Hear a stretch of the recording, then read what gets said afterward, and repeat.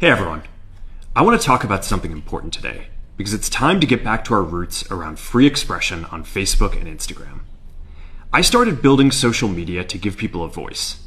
I gave a speech at Georgetown 5 years ago about the importance of protecting free expression, and I still believe this today.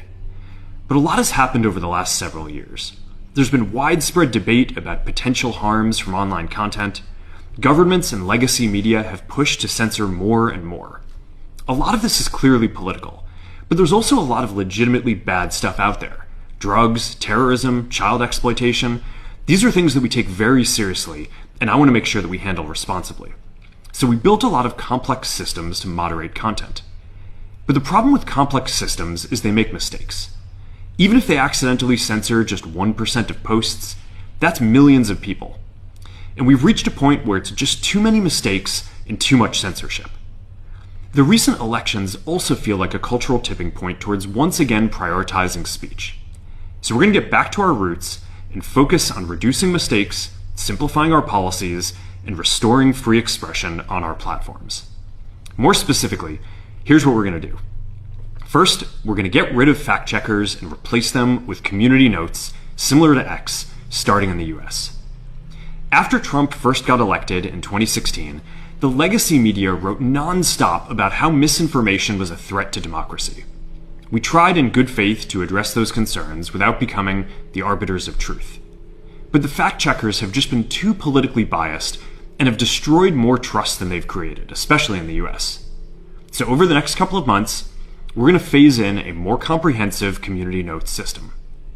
Second, we're going to simplify our content policies and get rid of a bunch of restrictions on topics like immigration and gender that are just out of touch with mainstream discourse.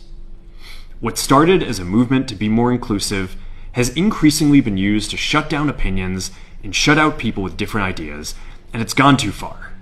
So I want to make sure that people can share their beliefs and experiences on our platforms. Third, we're changing how we enforce our policies to reduce the mistakes that account for the vast majority of censorship on our platforms. We used to have filters that scanned for any policy violation. Now, we're going to focus those filters on tackling illegal and high-severity violations. And for lower severity violations, we're going to rely on someone reporting an issue before we take action. The problem is that the filters make mistakes, and they take down a lot of content that they shouldn't. We're also going to tune our content filters to require much higher confidence before taking down content. The reality is that this is a trade-off. It means we're going to catch less bad stuff, but we'll also reduce the number of innocent people's posts and accounts that we accidentally take down. Fourth, we're bringing back civic content. For a while, the community asked to see less politics because it was making people stressed, so we stopped recommending these posts. But it feels like we're in a new era now, and we're starting to get feedback that people want to see this content again. So we're going to start phasing this back into Facebook, Instagram, and Threads while working to keep the communities friendly and positive.